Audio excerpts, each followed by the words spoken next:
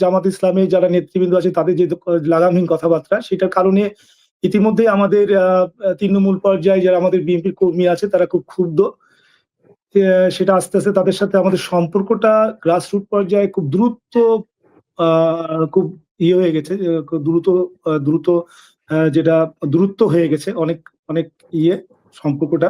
এবং জামাতের সাথে ইতিমধ্যেই আমাদের রাজনৈতিকভাবে, স্থানীয়ভাবে প্রত্যেকটা অঞ্চলেই তাদের সাথে আমাদের মুখোমুখি না হলেও আপনার গ্রামগঞ্জে তাদের যে মসজিদে উঠে যে তারা যে করছে, যে প্রোগ্রামগুলো করছে, সেইগুলো আমাদের বিএনপি কর্মীরা ইতিমধ্যে বিভিন্ন জায়গায় বাধা দিয়েছে।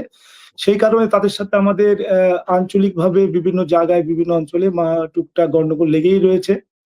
তা সেটা ব্যাপারে বিএনপি ইতিমধ্যেই সতর্ক করেছে আমাদেরকে যে কোনো অবস্থাতেই যেন রাজনৈতিকভাবে কোনো প্রতিহিংসার যেন কর্মীরা না জড়ায়। সে কারণে আমরা ইতিমধ্যেই আমাদের কর্মীদেরকে বলেছি যে কোনো যেন প্রতিহিংসার মধ্যে না জড়ায় রাজনৈতিকভাবে, এবং আগামী নির্বাচনের প্রস্তুতি নেওয়ার জন্য বলা হয়েছে যে তোমরা নিজেদের নির্বাচনের ব্যাপারে প্রস্তুতি নাও, এবং জামাতের ব্যাপারে সতর্ক থাকার জন্য আমরা বলেছি।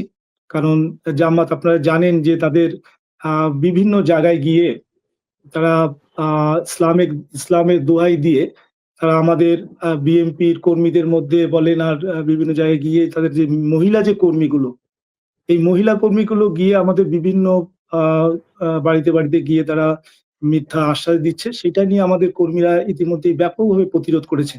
সেইটা এখন জামাত ইসলাম সেটা নিয়ে ইতিমধ্যে আমাদের সাথে কথা বলেছেন দায়িত্বশীল লোকরা, যে এটা কেন হচ্ছে। আসলে কর্মীরা তো আপনি জানেন যে এই যে মানে জামাতের যে প্রতিহিংসা পরায়ণ যে রাজনীতি শুরু করেছে, এইটার ব্যাপারে আমরাও একটু সহনশীল হলেও কর্মীরা খুব ক্ষুব্ধ। কর্মীটাকে প্রতিহত করতে চায়। এবং আমি বিশ্বাস করি যে আগামী দিনে জামাত ইসলামের আপনি জানেন যে জামাত ইসলামের কিন্তু রাজনীতিতে শুধু একটি তাদের স্লোগান, সেটা হচ্ছে ইসলাম। যেমন আমরা আওয়ামী লীগের ছিল একটি স্লোগান, শুধু মুক্তিযোদ্ধা। আর আমি মনে করি যে জামাতেরও একটি স্লোগান শুরু হয়েছে, শুধু ইসলাম।